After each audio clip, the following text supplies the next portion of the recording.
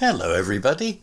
If you want to read all the stories in full, please go to www.steveuk.blog. Thank you. Short story 178, The Distant Aunt. The train rattled along the tracks, the rhythmic clickety-clack a soothing lullaby for most passengers, but not for Amelia. She sat stiffly in her seat, her hands clenched, her eyes glued to the window. She was nervous, almost panicking. Amelia was on her way to visit her aunt for the first time. They hadn't seen each other in years, ever since Amelia's parents had passed away. Now, her aunt, living alone in a remote village in Scotland, had fallen ill, and Amelia felt compelled to go. As the train plunged deeper into the Scottish countryside, the landscape transformed. Rolling hills dotted with grazing sheep replaced the urban sprawl. Amelia, despite her anxiety, couldn't help but be captivated by the beauty of it all. The train finally arrived at a tiny station, barely more than a platform and a weathered sign. Amelia stepped off, feeling a little lost. She had never been to this part of the country before. Suddenly a voice called out, "Amelia!" She turned to see a woman with kind eyes and a warm smile. "Yes, that's me," she replied, a little hesitant. "I'm Margaret, your aunt," the woman said, extending a hand. "Welcome to Scotland." Relief washed over Amelia. Her aunt looked nothing like she'd imagined. Younger, more vibrant. Margaret led her through the station and out into the village. It was a quaint place with stone cottages nestled around a small square. The air was crisp and clean, the only sounds the chirping of birds and the distant bleating of sheep. Amelia felt a sense of calm settle over her. This wasn't the daunting visit she'd anticipated. Margaret's cottage was small but cosy, filled with books and the aroma of freshly baked bread. As they settled in, Margaret explained her illness. It was nothing serious, but it had left her feeling weak and isolated. Amelia listened intently, feeling a surge of protectiveness towards this woman she barely knew. She spent the next few days helping Margaret around the house, running errands and simply keeping her company. They talked for hours, catching up on lost years.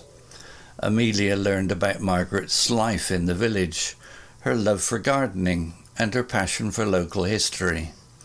Margaret, in turn, listened patiently to Amelia's stories about her life in the city.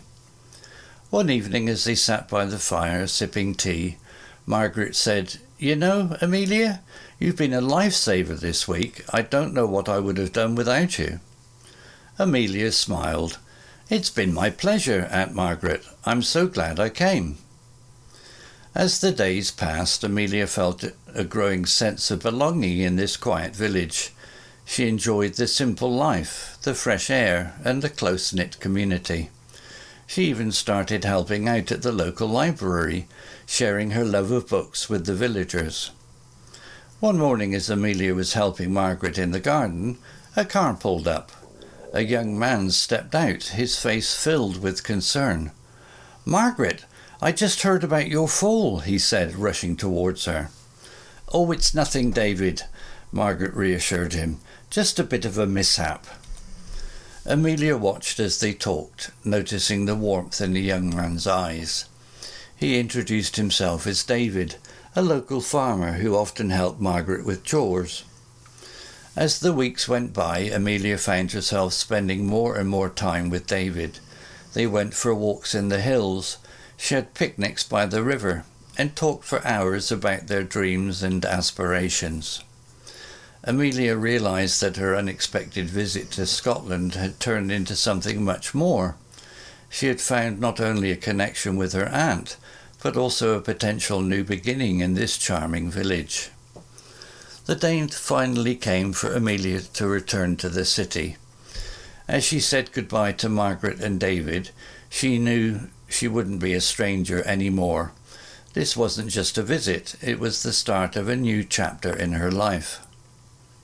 Back in the city, Amelia found it hard to settle back into her old routine.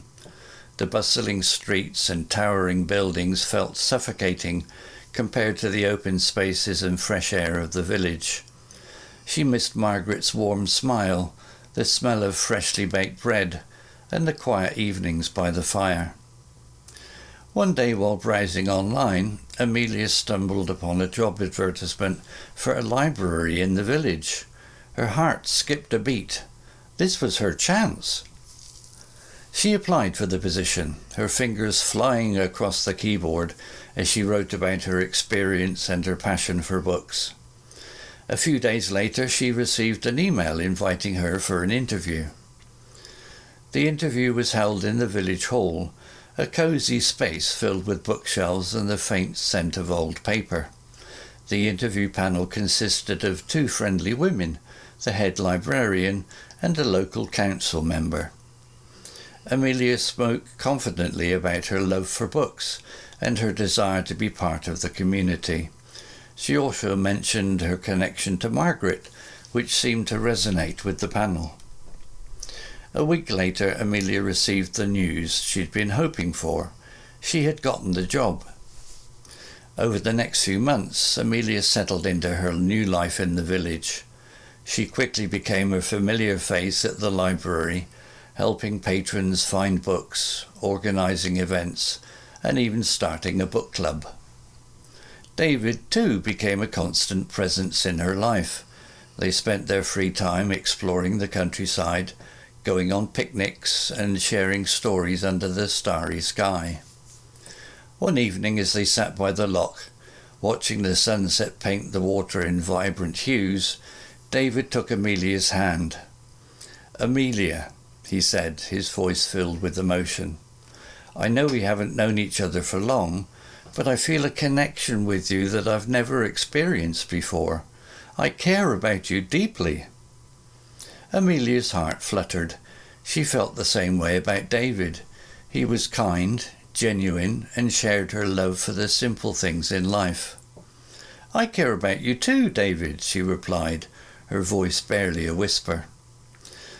As they leaned in for a kiss, the setting sun cast a warm glow on their faces, marking the beginning of a new chapter in their lives. Amelia had come to Scotland to visit a sick aunt, but she had found something much more: a new home, a fulfilling career, and a love that felt like it was meant to be. The unexpected guest had become a permanent resident, her heart finally finding peace and belonging in the quiet beauty of the Scottish village.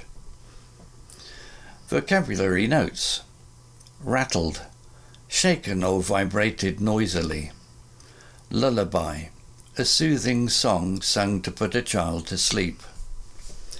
Panicking, feeling sudden fear and anxiety. Remote, isolated and far away.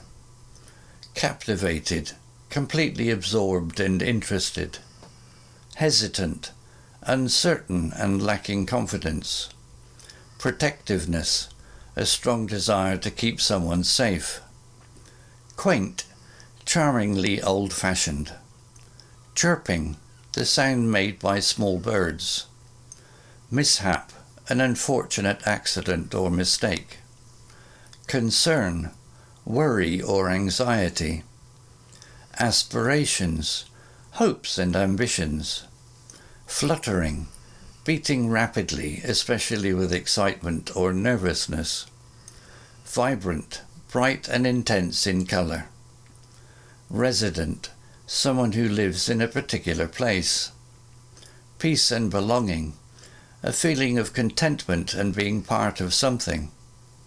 Sprawl, an area of land covered with buildings and houses.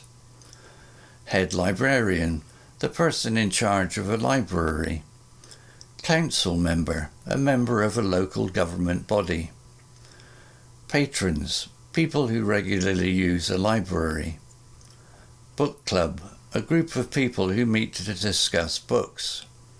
Loch, a large lake in Scotland. story written by Google Bard AI, image created by ImageFX AI. To read all the stories in full, please go to www.steveuk.blog. Thank you.